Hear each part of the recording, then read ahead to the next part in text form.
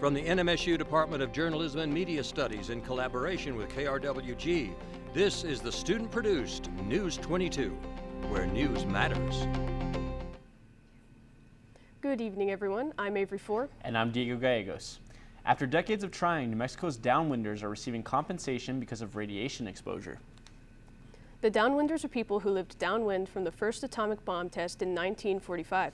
Since then, the Tularosa Basin has been a cancer cluster. Entire families have been devastated. Last year, Congress passed the Radiation Exposure Compensation Act. It authorizes one-time lump sum payments of $100,000 to people who qualify as downwinders. So far, nearly 1,200 people have been approved for a total of $118 million in payments.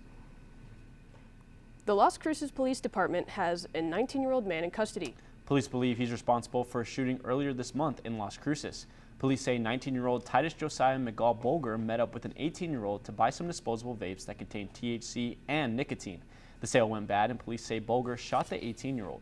He's charged with felony counts of shooting at a motor vehicle, causing great bodily harm, attempted armed robbery, and receiving a stolen firearm.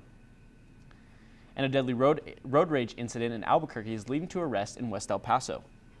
On Tuesday, the El Paso Police Department arrested Rory Orowitz and Alyssa Salazar in connection to the death of 21-year-old Roberto Carlos Pineda Areza.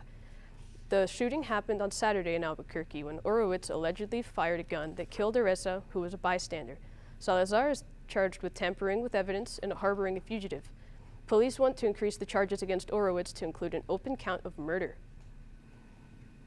Las Cruces police are looking for the man who broke into the dank cannabis store on Amador Avenue. Surveillance video shows the suspect inside the building before he removes the cameras. Before that, the camera showed him rifling through shelves and in possession of items from the building. Crime Stoppers of Las Cruces and Doña Ana County offered a $1,000 reward for information leading for the identity and arrest of the man. And Avery, Gilbert, this wind has just been messing with my hair. I'm tired of it. Me too. What can you tell us about that, Gilbert? Yeah, let's go check out what our first look was like today. So, our first look, we had partly cloudy today, as you guys could tell. It was 78 degrees with winds coming from the west at 50 miles per hour. The humidity was at a 10%, dew point sitting at 16 degrees Fahrenheit, and our barometer was at 29.88 inches. Now, for our temperature today, it was a high of 81. Our average was at about 65 degrees. Our low was at 51 degrees. The record today for our high was in 1965 at 93 degrees. Our low in 1968 at 35 degrees. We had no rainy showers today, so it keeps our yearly precipitation at 2 inches. And that is it. Back to Diego and Avery. Stay tuned. Gilbert will be back with your national weather forecast.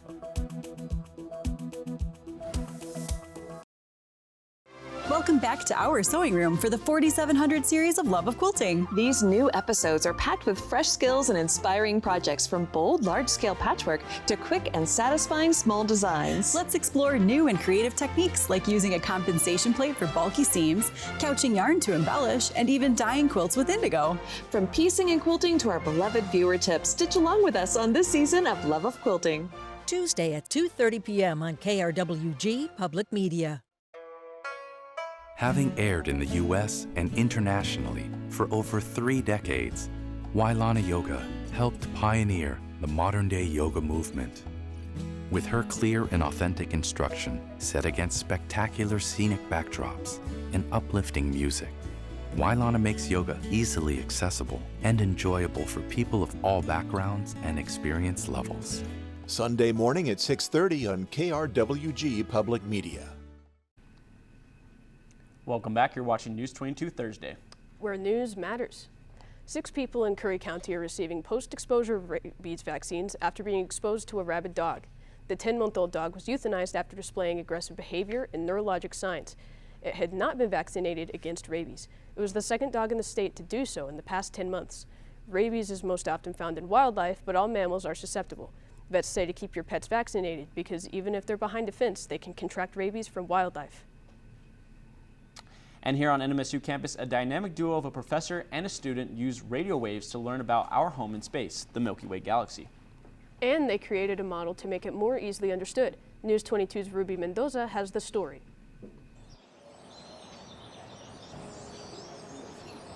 What started as an at-home project for NMSU professor of astronomy Moira Prescott turn into a new way of gathering scientific data with a click of the mouse. Starting in the summer of 2025, Dr. Prescott and research student Saul Hernandez built a radio telescope, and they MacGyvered the whole thing. All of it actually cost under $200. The panels I already had, the aluminum didn't cost that much. Soup can lid, I just ate a can of tuna. Copper wire, we bought some copper wire. Really the main things that cost a lot of money were the actual Raspberry Pi, the certain connections, and some cables. That Raspberry Pi is an upcycled laptop that collects and displays the data. It made the universe feel so much closer, so much more accessible. As a student, you may feel small, alienated, and seem like the mysteries of the universe are out of reach. But as Saul reminds us, all you need is some cardboard, aluminum foil, and the will to reach for the stars. I wouldn't have been able to do this, I think, in a million years, unless I would have came to college and tried out to get an undergraduate degree. And now from there, I'm going to try out for a graduate degree. And then there on out, try more different things. Just try. I don't know how to explain it, really. The realm of radio astronomy teaches us that it doesn't matter which way the world turns. For a couple of $100, your passions can pay off. Ruby Mendoza, News 22. Gilbert is next with the National Weather Forecast. Thanks, guys. Let's go ahead and take a look at the national weather today. So down in the southeastern part of the U.S., we're experiencing a lot of hot temperatures, a lot of hot heat. In Charlotte at 87 degrees. Atlanta was sitting at 83 degrees with some clouds. San Antonio was down in 86 degrees, pretty warm, and up in Lubbock at 90 degrees, pretty hot over there. In the Midwest, they were experiencing some rain and showers, a little bit of thunderstorms. Chicago was at 82. Minneapolis at 73, experiencing that. International Falls at 62. Rapid City at 56 with some rains. And looking at the Northwest up here, they're seeing a lot of winds right now and going into tomorrow as well. At 47 degrees, pretty cold up in those northern Rockies, and 40 degrees in Cut Bank as well. We're going to look at the next map, please. We're going to be looking at the central part of the U.S. here. Rain and thunder is going to be hitting the central part of the U.S. today. Chicago is at 62 degrees, experiencing thunderstorms, as well as St. Louis. Oklahoma City at 60 degrees with showers. 53 degrees in Kansas City. Rapid City going to 32 degrees with rain. Minot will be at 29 degrees, experiencing showers. Billings as well, 29 degrees, experiencing some wind, and the coldest temperature up in Cut Bank as well, experiencing that wind. On to my next map, please. Going back to that, it is looking like a lot of rain will be coming to the central to eastern part of the United States. About an inch will be seen from states of Nebraska all the way to New Jersey and Pennsylvania. Now looking back to the northwestern part of the states, Illinois, Montana, and Wyoming are going to be seeing a lot of snow, about an inch, anywhere from an inch to 6 inches or so of snow over the next 48 hours. That is it for our weather today. I'll be back with your New Mexico local news weather.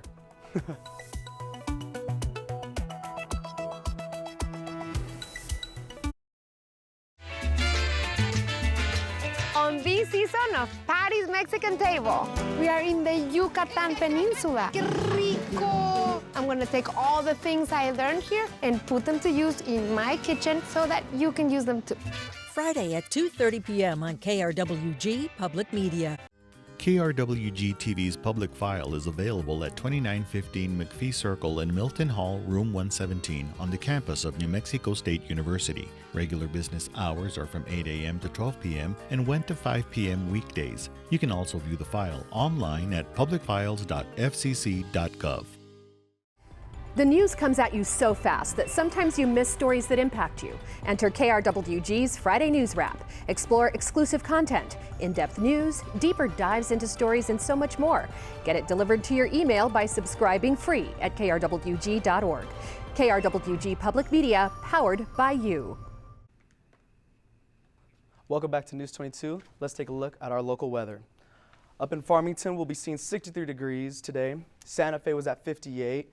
In Albuquerque, they were at 69 degrees. Gallup at 61. Socorro was experiencing some heat at 74 degrees. Clovis heating up at 76. Roswell with the highest temperature in the state at 82. Ruidoso really cool at 66. Las Cruces here at 78. And Deming at 75. Now looking at tomorrow's forecast, Farmington we're going to be seeing warm temperatures all across the state. Farmington will be at 72. Santa Fe at 67. Albuquerque will be at 76, Gallup at 69, Socorro will be at 82, pretty warm, as well as Clovis at 83. Ruidoso will be picking up as well at 70. Roswell, our hottest, at 88. Las Cruces and Deming both will be at 84 degrees. Now tonight, Alamogordo will be seeing some partially cloudy skies at 54 degrees. Tomorrow, they'll see a high of 84 with partially cloudy skies again. Truth or Consequences will see 49 degrees as the low tonight, partially cloudy skies. Tomorrow, they'll see 85 degrees, a nice sunny day for them. Silver City will be at 44 degrees, again, partially cloudy tonight. And tomorrow, they'll see 75 degrees, a nice 75 degrees, partially cloudy skies as well. Las Cruces down here will be at 51 degrees, clear night tonight. And tomorrow will be a high of 84 with some sunny skies. That's it for your local weather. Let's send it back to the desk. And on the NFL draft topics, Crow, what can you tell us about sports? Thanks, guys. Coming up in sports, the NMSU women's softball team is taking on Delaware tomorrow here in Las Cruces. You can toss that remote because News 22 Sports is next.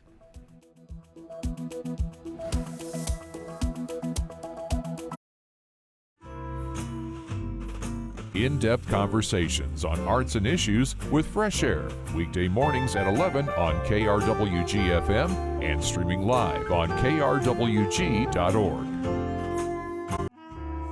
Timely, smart, in-depth news with Here and Now, NPR News, weekday afternoons from noon till 2 on KRWG-FM and streaming live on KRWG.org. We're here in Washington to find out what comes next. Not only at home, but around the world.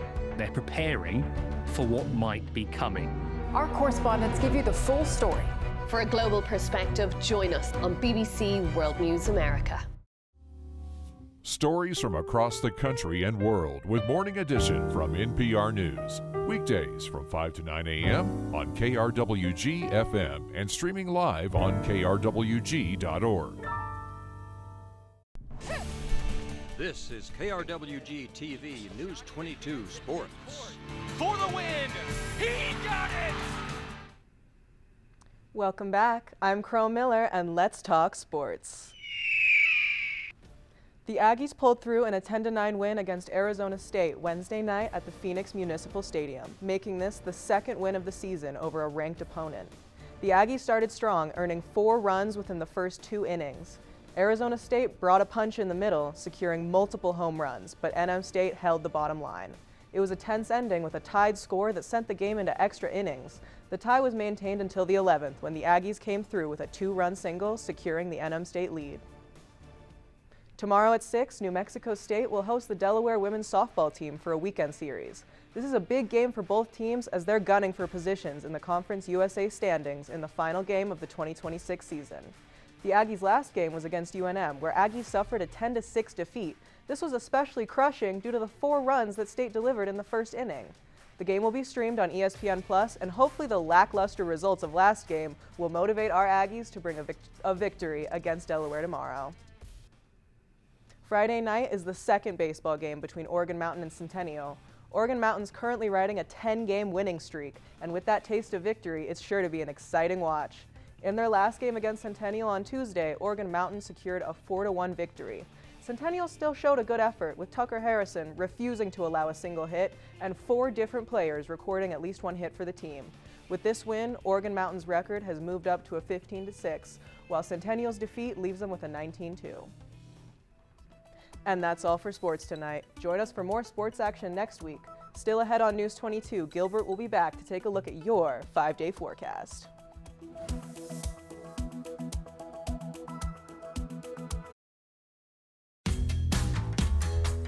Are you getting KRWG's Airwaves digital program guide in your email? If not, there's an easy and convenient way to get it delivered straight to your inbox. Simply go to krwg.org, click on the button that says Subscribe to Airwaves Online, fill out your email information, and just like that, you'll be on your way to receiving Airwaves up to 2 weeks before the beginning of the month via email. KRWG Public Media, powered by you. Creating a will, trust, or an estate plan can be expensive, time-consuming, and oftentimes frustrating. KRWG Public Media is pleased to offer our members no-cost access to Giving Docs, whose online tools will help you plan for the people and causes that mean the most to you. Don't put this off any longer and learn more about Giving Docs at krwg.org/legacy.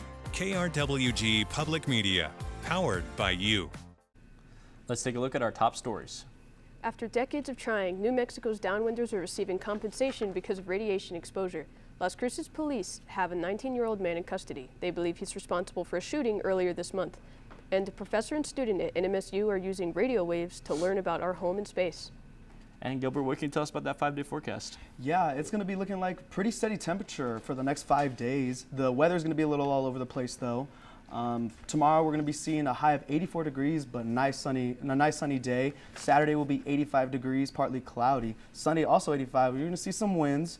It's going to be 83 on Monday with nice sunny sky, and it's going to be partly cloudy on Tuesday at 84 degrees. So if you want to go check out the softball team play this weekend, it's a perfect weekend to go. Definitely some good weather for sure. And that's all for News 22 Thursday. Thank you everyone for joining us tonight. Tune in next week for more news, but don't go too far because Emilia Albornoz is next with Noticias 22 en Español. I'm Avery Four. And I'm Diego Gallegos, and from the whole News 22 team, Avery, Gilbert Crow, and myself, have a good night.